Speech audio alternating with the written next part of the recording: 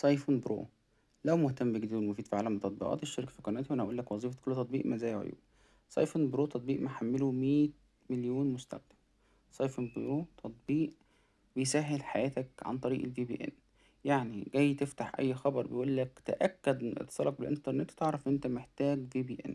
يعني معمول حظر للموقع ده في المكان ده أو في البلد دي، وهكذا.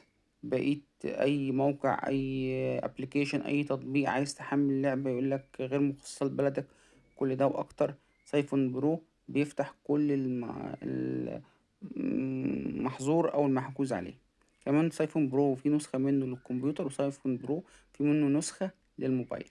النسخة بتاعت الموبايل نسخة مجانية تقدر تحمله وانت مطمن، بيشغلك الانترنت بشكل جميل جدا وتلقائي سريع جدا. كمان بيوفر لك حماية لو انت فاتح شبكة واي فاي عامة من اي مكان، وخايف ان انت يتسرق الاي بي ادرس بتاعك وانت في كافيه مثلا، في مطعم ولا كده.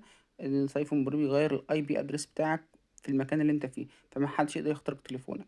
كمان لو انت في الصين، في اي دولة، وفي حظر بقى للفيسبوك واليوتيوب وهكذا من التطبيقات بتاعت امريكا كلها، سايفون برو هيشغلها لك كلها. سايفون برو تطبيق ممتاز جدا في VPN. لو ما كنتش اعرف سايفون برو قبل كده واول مره تعرفه من خلال قناتي، شير ولايك وسبسكرايب. لينك تطبيق سيبولك في الديسكريبشن.